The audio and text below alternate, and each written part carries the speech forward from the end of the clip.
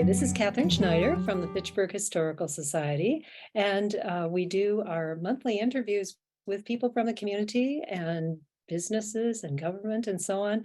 Today, we are very happy to welcome Jessie Shivler, and she is the Community Grief Manager at Agrace Grief Support Center. So we want to welcome her and thank her for being with us today. And we're going to learn a lot about the Grief Center from Jessie. And the first thing I think I'd like to ask you, Jessie, is would you begin just by letting us know the location and then the hours of the Grace Grief Support Center in Fitchburg? Absolutely. Thanks for having me, Catherine. I'm really glad to be here. Our address is 2906 Marketplace Drive. And we don't have business hours per se. It's basically by appointment. So when we have appointments or groups, our doors are open. We do a lot of work out in the community, so sometimes no one is here. And I'd hate for somebody to stop by and be met with a locked door. So the best thing to do is to call us ahead of time just to make sure that there's going to be someone here. And I'm happy to share our phone number. It's 608-327-7110. But we love to show our space to people. So I encourage people to reach out to come see where we are and what we do. Great. Thanks, Jessie, for that introduction. Yeah. And then since we are in a historical society, we'd like to ask you about the history of the Grief Support Center, how long it's existed and what brought it about. Absolutely. I love this question.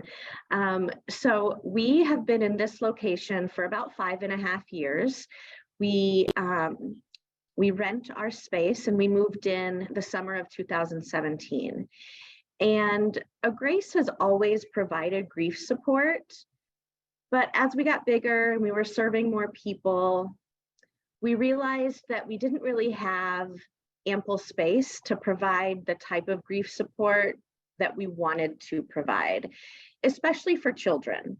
Of course, our inpatient unit in Fitchburg is beautiful, but it wasn't necessarily designed with grieving people in mind as far as space to provide grief support. And so we did what we could in that space and eventually decided to start looking for a separate building that we could house our grief support. One of the other things that we realized, in addition to needing more space for kids, was that for some people, it's really hard to walk into a hospice facility. And so we wanted to provide an equally beautiful space, but one that was really just focused on supporting people that were missing someone. So we looked around for a while and we found a space that we thought would meet our needs. And so we've been here for about 5.5 years. And I feel like we've finally kind of settled in and we've got our groove down and are really just able to provide the type of support that we want to. Oh, thank you. And I have toured the facility and it is gorgeous. Thank you. And so welcoming also. So thank you. You're so welcome. Thank you for providing it for the community. And what needs does the Grief Center address for the Fitchburg community and then I'm sure beyond too? Yes, that's true. We provide grief support across all of our service area, which of course includes outside of Fitchburg. I think that for some people, being able to walk in a building that actually has the word grief as part of its name is really validating. To know that grief is so important and such a common experience that we've created a space just for that, I think in and of itself says a lot. So we wanted a space where people could talk about the really messy aspects of grief and not feel like they needed to pretend that it wasn't as hard as it is. So I think that what we do is provide that safe, welcoming space where people can come as they are with whatever emotions that may be, and they'll be needed, they'll be greeted with an openness and a willingness to let them express what they need to express. And I don't think there's a lot of places like that people can feel that sense of safety and welcoming with some of the messier emotions that us humans have. So I think that's the biggest piece of what we offer. Those emotions that sometimes get hidden or are not accepted or do not feel acceptable, that you have the space for that to happen. Yes. Yes. Yeah, absolutely. And then, Jesse, to ask you, how have people dealt with grief historically? What's gone on with people in the past before they had a center such as we have the good fortune to have in Fitchburg, and then what's the uniqueness maybe of the grief center in assisting people with the loss of their loved ones? Sure. I think grief is such a unique experience, and it depends on so many different factors. It depends on how we were raised and what our beliefs are and where we grew up and all sorts of different things. But I think for many people, grief was taboo. It wasn't something that was necessarily talked about. Maybe not talked about publicly, maybe not talked about even in the house where they grew up. And when you don't talk about those things, you don't understand what common reactions are. You don't understand that it's normal to feel guilty, for example. And so I think when we're not talking about it as a society, there's a lot of isolation and grief because you don't know that what you're experiencing, other people are also experiencing.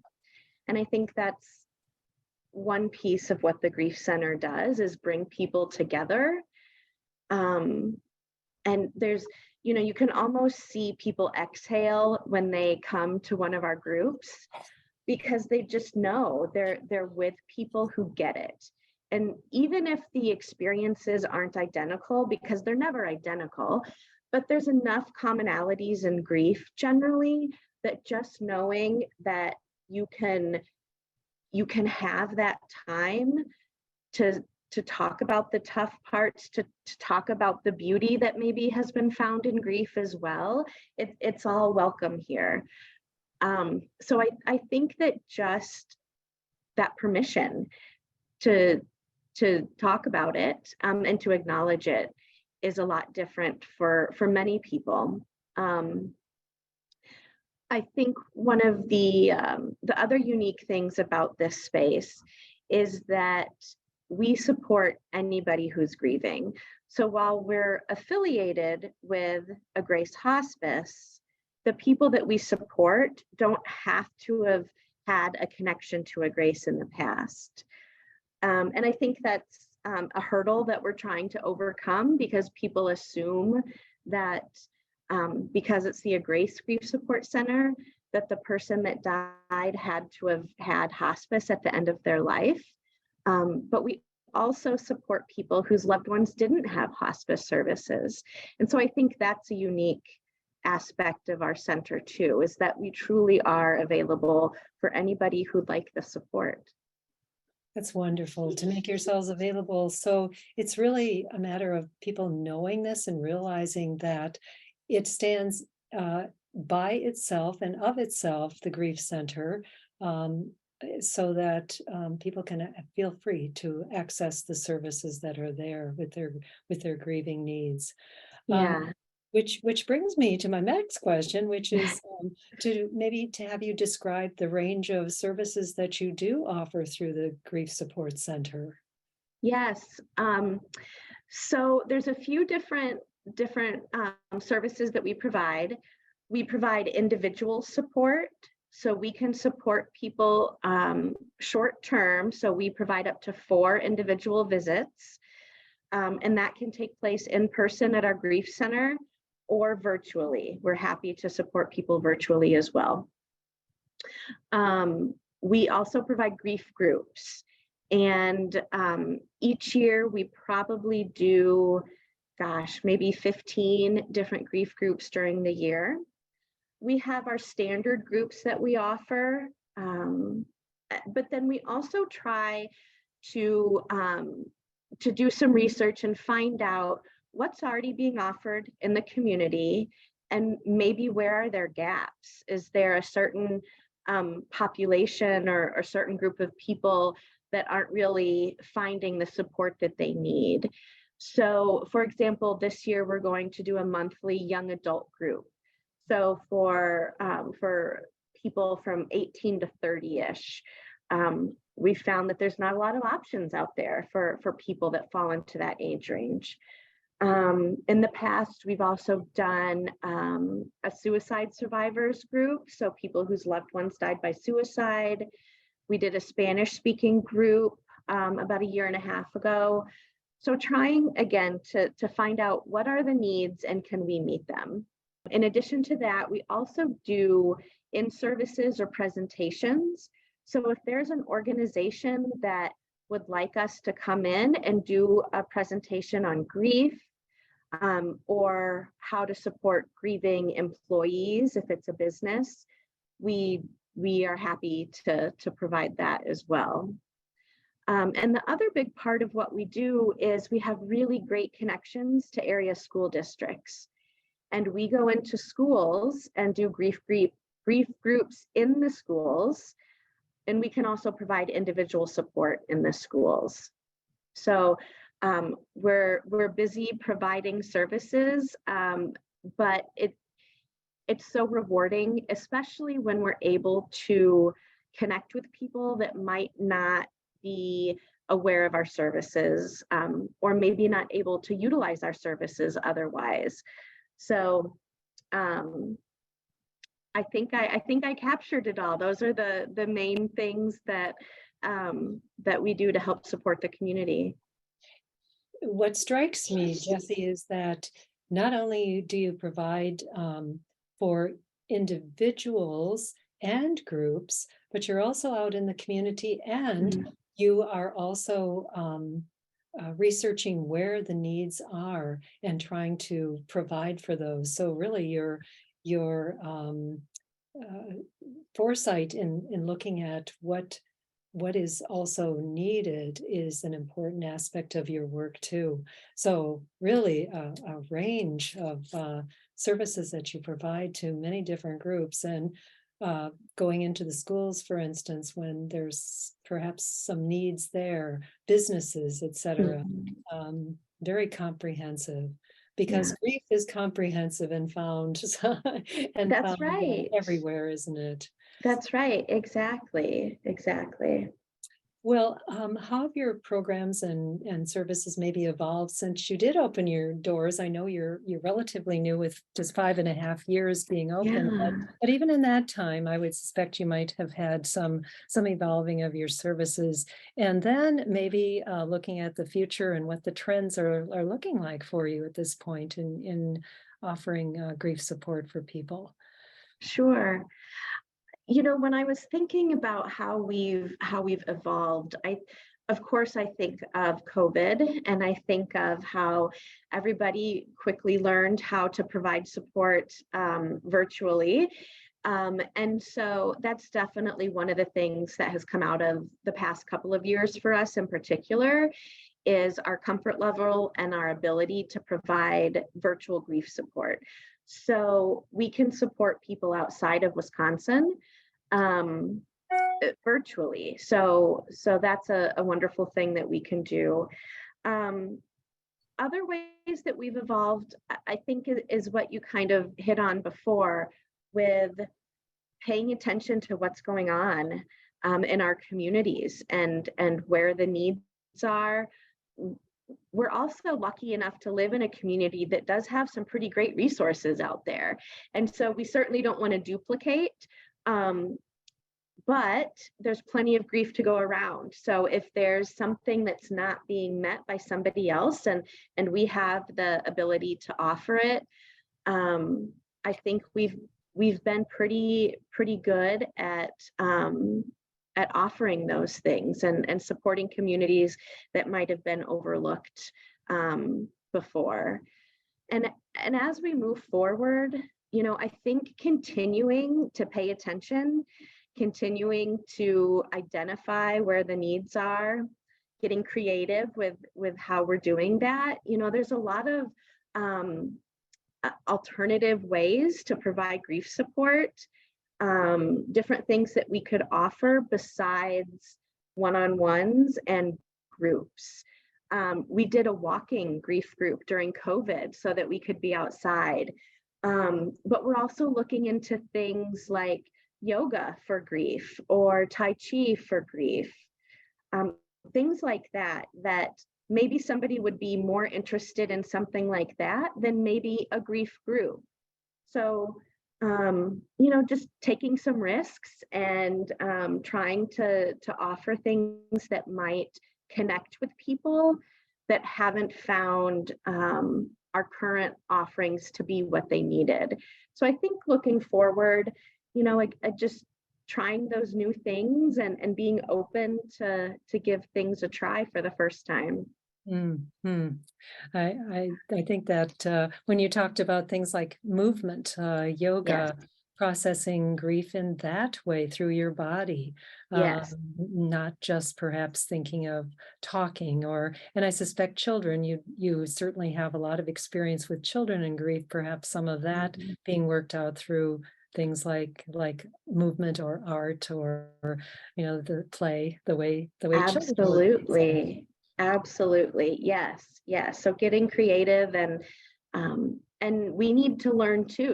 We need to keep up to date on what the different options are and what's available. So that's definitely something that's part of our future as well. Mhm. Well, it brings me to ask the question about your staff and your volunteers. I know you have both the staff and volunteers who come in to help at the Grief Center. So can you tell us maybe a little bit about the background that people bring or training for your staff and volunteers? Absolutely. I refer to our team as small and mighty. There's a handful of us. There's 5 of us that work out of the Grief Support Center. And I'm really pleased to share that last fall we hired a bilingual staff person. So we now have somebody who can offer support to people that speak Spanish, which is wonderful. Varying backgrounds. We have some people with social work backgrounds. We have someone with a child life specialist background. So I have an education background. I was a school counselor for a few years. So we all bring our own unique sort of experience and interest. So we provide, in my mind, expert grief support to a lot of different people, and we can do that based on our various backgrounds. We all bring something a little bit different. Mhm. And our volunteers, oh my gosh, our volunteers. I always tease them that we couldn't do this without them. And it's not hyperbole, it's the absolute truth that we could not do our work without them. So we have volunteers that co-facilitate all of our grief groups. So they are actively leading our grief groups with our staff. And then one group that I realized I neglected to mention was our family program, which is a grief group for adults and school-aged children. And for that group, we really want to have one volunteer for every child that's in attendance. And so we often have 7 or 8 volunteers at a time when that program is taking place. And so they really supplement the work that we do to help us support as many people as we can. And they come with lots of different backgrounds as well. We have some volunteers who are students at a local college or university. We have some that are teachers or former teachers. We have some that are interested in pursuing a nursing degree or becoming a doctor. And we have some that have no sort of background that you might think of as far as providing grief support. They just want to help the community. And so all different experiences, all different backgrounds, as long as people are willing to learn about grief and able to be comfortable kind of getting in the thick of it with people. We just value our volunteers so much. They just add such a richness to what we're able to provide. Mm-hmm. It sounds like you have just marvelous staff and volunteers that support one another too, because that's also important in some of the heavy work that you do in grief support, that you have one another there too for each other. Well, and if I may ask a personal question of you, Jessie, Sure. What brought you to this work? It certainly is a unique role that you have, and why you chose it, how you happened to end up at the Grief Support Center. I wish I had a better story for you. I actually started with Agrace in 2000 when they opened the main office on East Sherrill Parkway. And I started as a unit assistant in an administrative role. I knew somebody that worked at Agrace, and they said that they were opening this inpatient unit and needed some help. I was in school for school counseling to get my master's. And what I realized in my years as a unit assistant was that I kind of had a knack that I didn't know I had. I was comfortable with people that were grieving. I especially felt drawn to connecting with kids that were grieving. And so it was just one of those things that I didn't know I was interested in until I was in the middle of it. And so then 21, 22 years later, I'm still here. So yeah, kind of a different story. But I don't know what else I would be doing. I just feel like this is the role that I was supposed to be part of, the agency I was supposed to be part of. So that's my Agrace story. Well, it speaks to your commitment and your obvious gifts in that direction, Jessie, that you have been with Agrace so long and have been drawn to it and remain. Yes. Even the hard work that goes with it, and the need to be really present to people during their grief, and the children. So, well, one last question for you, and just a very simple and practical, which is, what is the best way for people to contact you with questions? They have further questions, and then to access your services. And I know you gave us your telephone number at the beginning. If there's anything else you'd like to add, or maybe even repeating that phone number, would be wonderful for people to access your services that are so needed. Yes, absolutely. Our phone number again is 608-327-7110. Our email address is griefsupport@agrace.org. And then our website, which has all the up-to-date information on the groups. We also have resources on our website, and that is agrace.org/grief support. And like I said before, we love to share our space with the community, whether that's an individual or if there's, a civic organization or a group of people that want to come and tour our space at some time, please reach out. We would love to make that happen. So I encourage people to connect with us. Great. And having been there, it is such a welcoming space. space to feel very comfortable and at home. It's almost like entering your own home space. So thank you, Jesse. And I think making the information about the Grief Center more available, to continuing to do that for the public, and then commendations on the way you're reaching out and looking at the needs that are there, and your willingness to be creative, look at what could be done, to experiment, as well as remain grounded in the things work well. So kudos, kudos to you. Oh, thank you. Thank you. That means a lot. I really appreciate that, and appreciate the opportunity to help spread the word about what we do and how we might be able to help people. Grief is a universal experience, and to That's know that right. the center is here is what a wonderful gift to have to the community. And I will just let people know again about the Fitchburg Historical Society too, because we also can be reached for people who want to know about the history of Fitchburg, including things like the Agrace, the Grief Support Center, which is relatively new to the community, but part of our history now. It has been here for 5.5 years. So information about Fitchburg Historical Society on our website can be accessed at any point.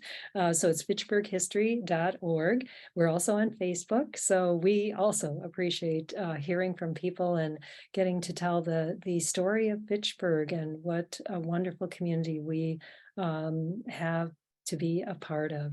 So Jesse, thank you again for being our guest today, and much luck as you walk into the future too with your with what you have to offer, the needs that are in the community for grief support. Thank you so much. Thank you so much.